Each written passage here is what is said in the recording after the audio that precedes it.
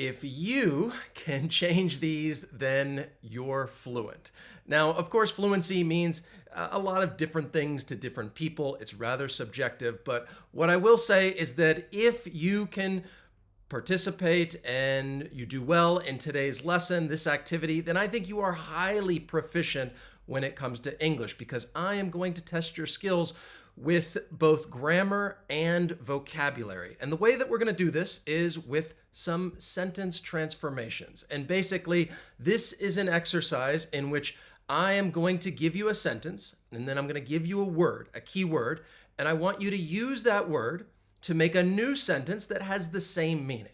So you really got to think about both the grammar that you're using as well as the vocabulary. And I'm going to highlight certain words and phrases as we go through the lesson, because those are the ones that I think are useful, and they are more advanced idioms, phrases, words, and we'll have a look at them in just a moment. But if you'd like to access these lesson notes, you can click on the link down below in the description. Join my email community. If you're already a part of it, I have sent them to you. But let me go ahead and introduce myself in case this is your first time here. My name is Wes. The channel is Interactive English. It's all about trying to help you reach your fluency goals. And this is a quiz lesson, so I want you to participate, write your answers in the chat, in the comments, and let's begin with this one right here.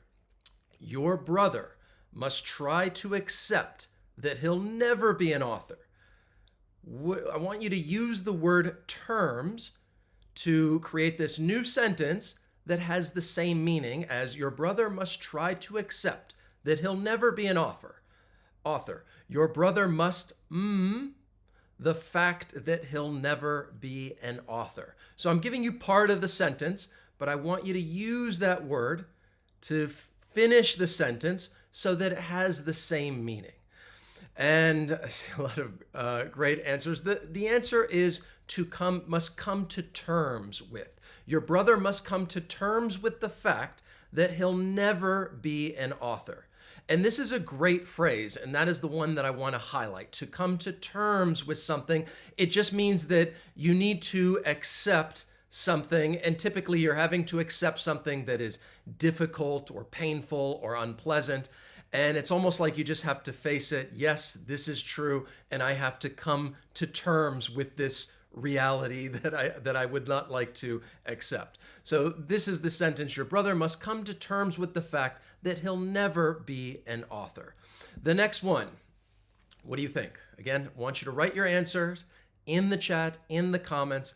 So the first sentence: I felt so relaxed at her apartment because her friends greeted me so warmly. I want you to use the word ease to complete the next sentence. Her friends with the warmth of their greeting. How can we complete that sentence so that it has the same meaning as the first? I felt so relaxed at her apartment because her friends greeted me so warmly. One thing I will say, because I want you to let me know how you did at the end of the lesson, when it comes to these, really try to think about the grammar. Think about the verb tense that you're using. Is it the past? Is it the present? And also think about those small things like prepositions. Make sure you're using the right one, because if there is a small mistake, technically it would be viewed as incorrect. So in this case, we're talking about using the word ease, and the answer: her friends made me feel at ease with the warmth of their greeting. And again, you'd want to use the entirety of that phrase. Made me feel at ease. We're talking about something in the past.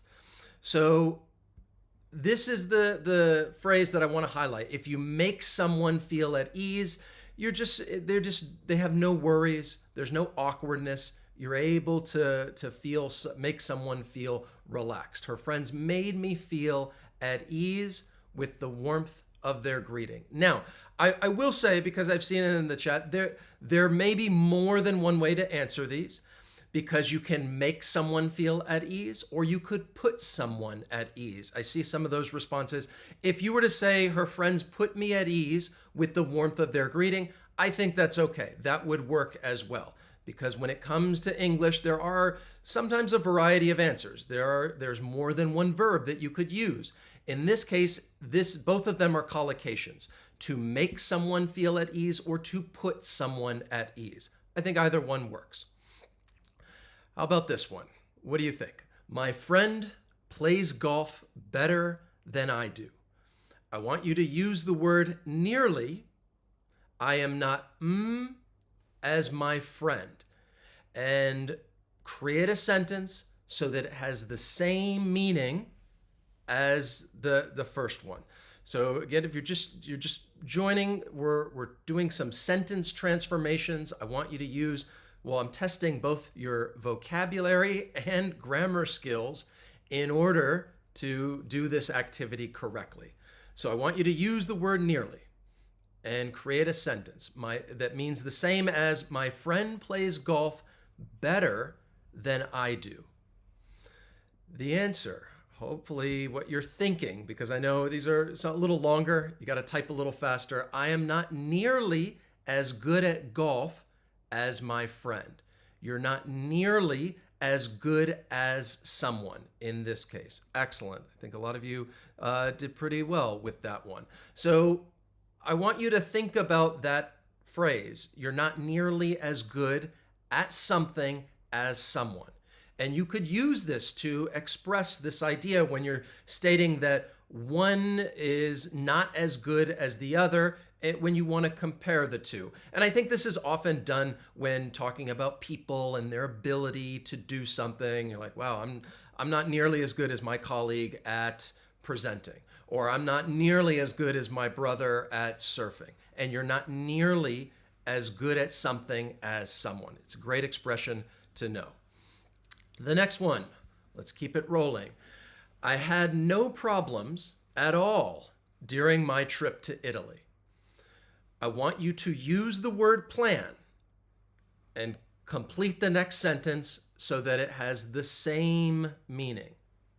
Everything during my trip to Italy. Again, sometimes there may be another word or two you could tweak, and it's also correct. I will, of course, I'm giving you my answers as to how I would finish these sentences. I had no problems at all during my trip to Italy.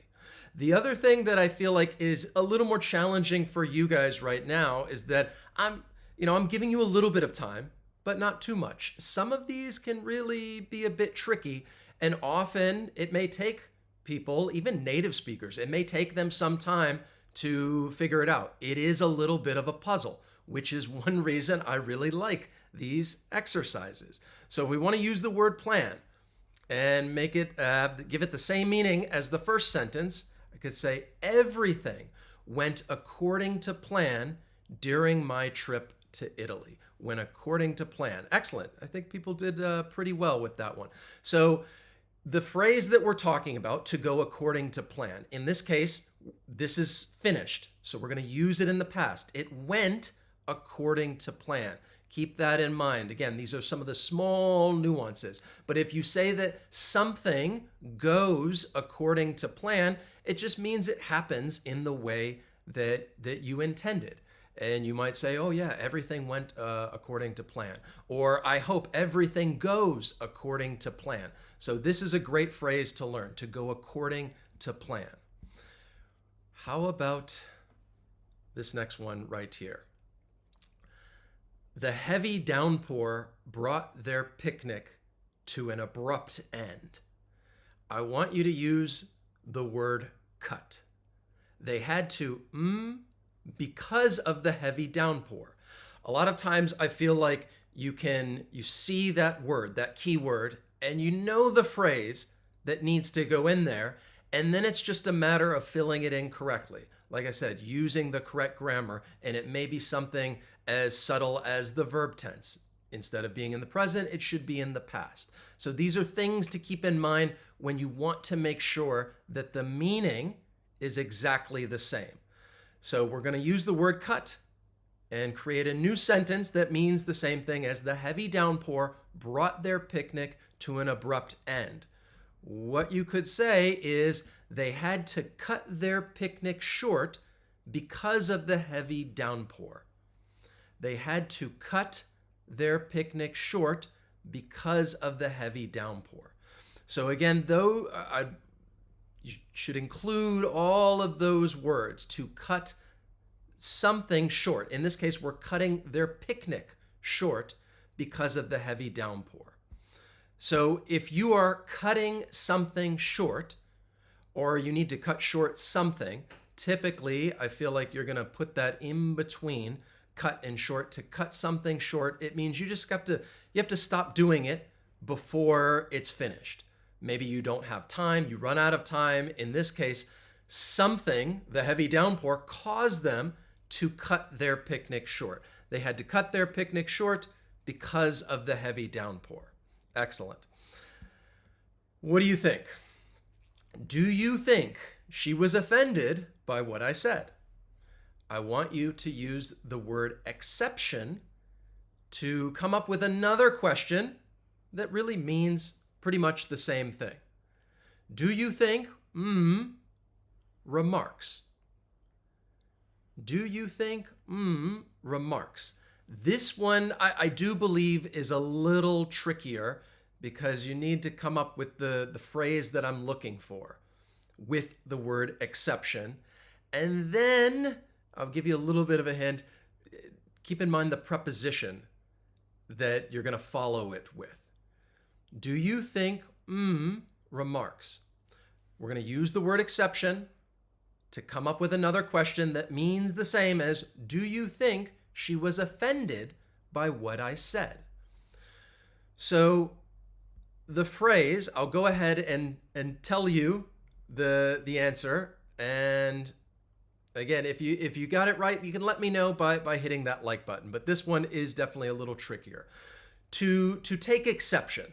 Once again, we're talking about something in the past. Do you think she took exception to my remarks? Because this is the person who is speaking. To take exception to something. So you're going to follow this with to take exception to something. In this case, do you think she took exception to my remarks? Because, again, I was the one saying these things. So when you take exception to something, this is a more advanced phrase. It means you are offended or something made you angry. And you could take exception to something. Do you think she took exception to my remarks? If you got that one, that's impressive. Good job. Especially in the limited amount of time that I'm giving you. The next one. There has been a sharp increase in the price of oil. I want you to use the word up. The price of oil, last month.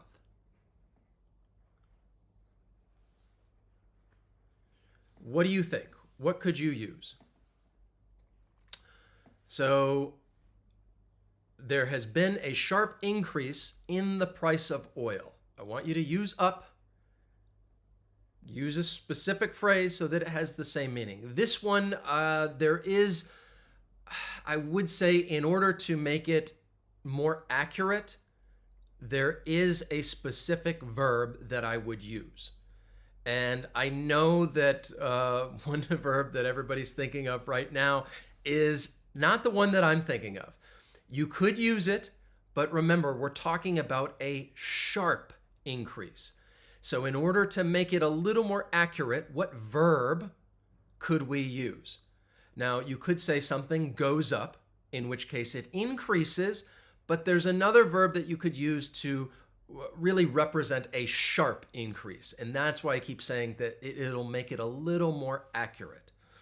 So the price of oil, last month, we could use the word up and complete this sentence. It has the same meaning as there has been a sharp increase in the price of oil, or the price of oil has shot up in the last month. Of course, I saw a lot of people put went up, again, using like the price of oil. In this case, I would say you'd want to stick with the present perfect. So I'd say it has gone up in the last month. It started in the past and it's continued to the present. But to be a little more accurate, because if you say something has gone up in the last month, that just tells me it has increased. I don't really know by how much.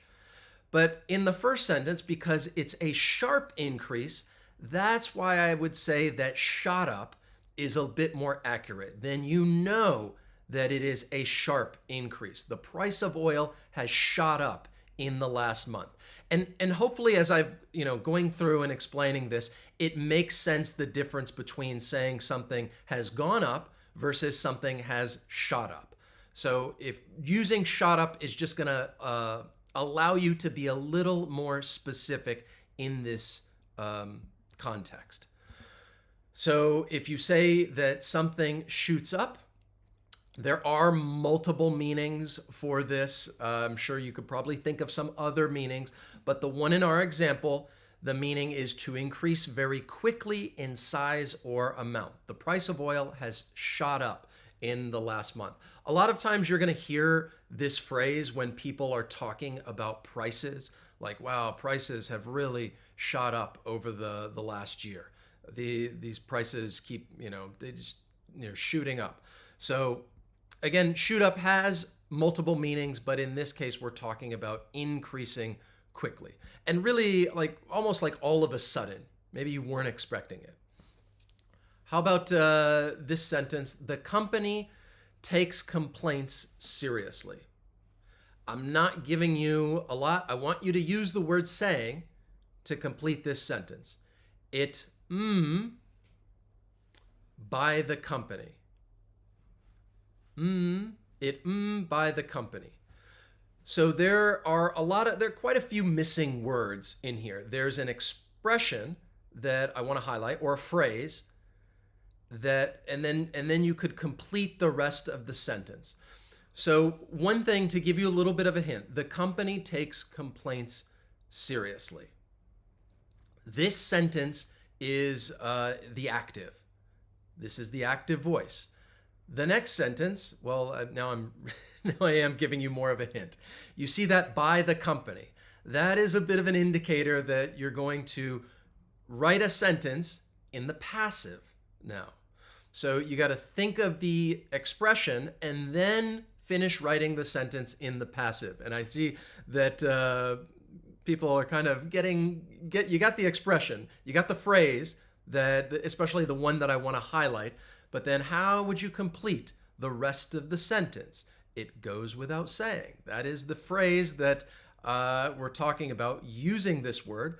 And if we want to complete the rest of the sentence using the passive, I would say it goes without saying that complaints are taken seriously by the company.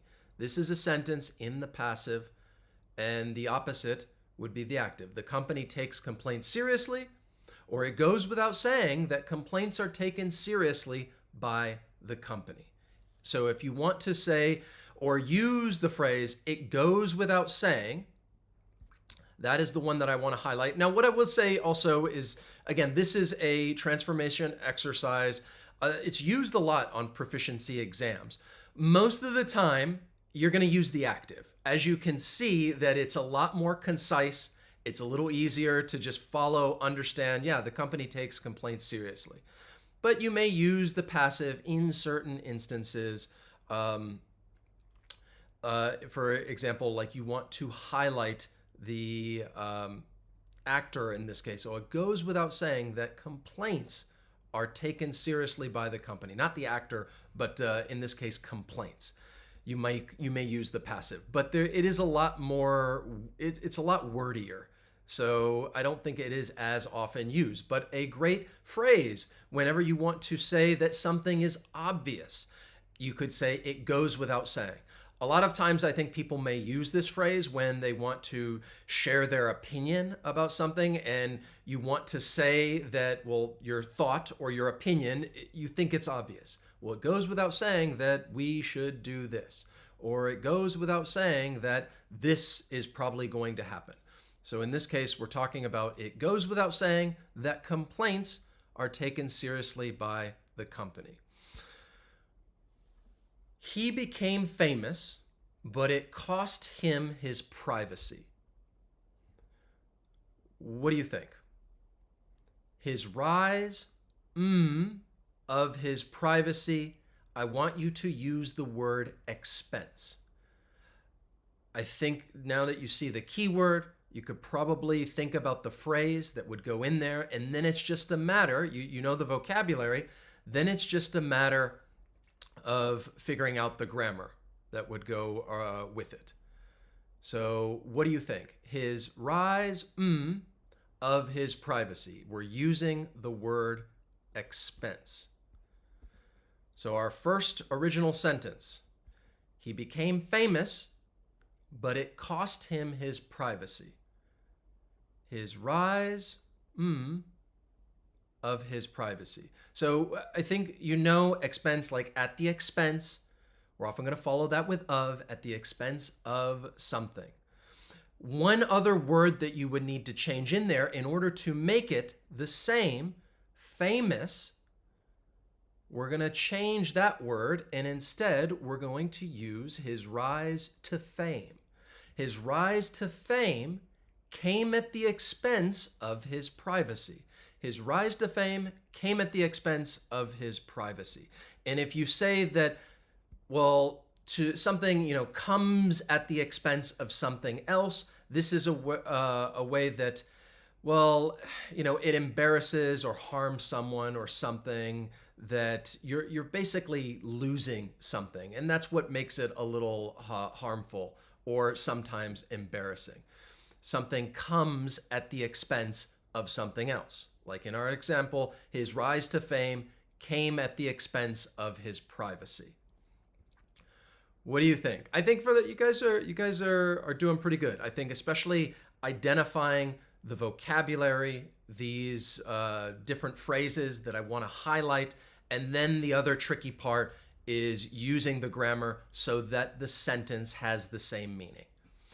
Jennifer has had a cold since Thanksgiving. Jennifer's had a cold since Thanksgiving. This is also a little trickier. Jennifer, at Thanksgiving. I want you to use the word over and come up with another sentence that has the same meaning as Jennifer has had a cold since Thanksgiving. That's probably the more common sentence you would use in this situation. And yeah, it's a little more concise. Yeah, Jennifer's had a cold since Thanksgiving. But of course, there are other ways that you can say it, such as the one that I'm about to share with you.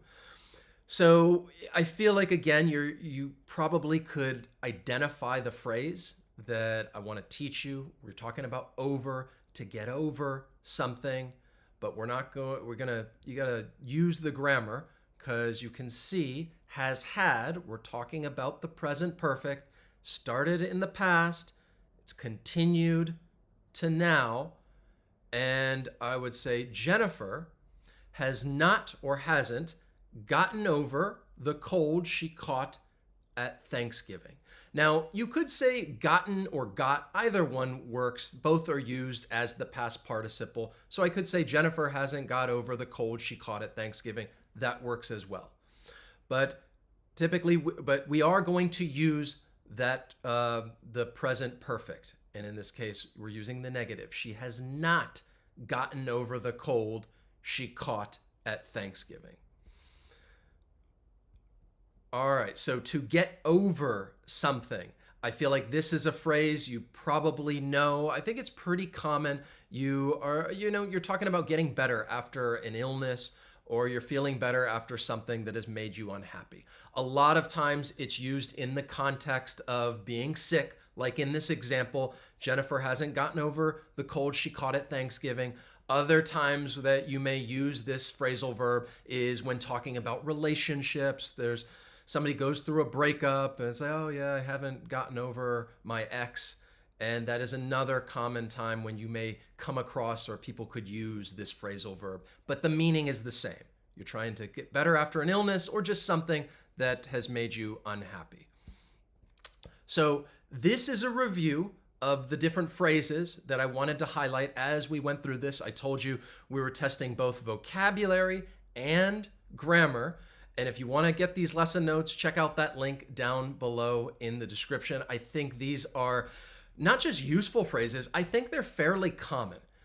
And they are a little more advanced, but they're a great way to be a little more precise, to be more descriptive, and also just develop that natural way of speaking or writing. Now, for the moment of truth, I'm always curious, all right? This is not a real standard by any means, but I just want to know what do you think? I'd love to get your feedback. How did you do on the quiz?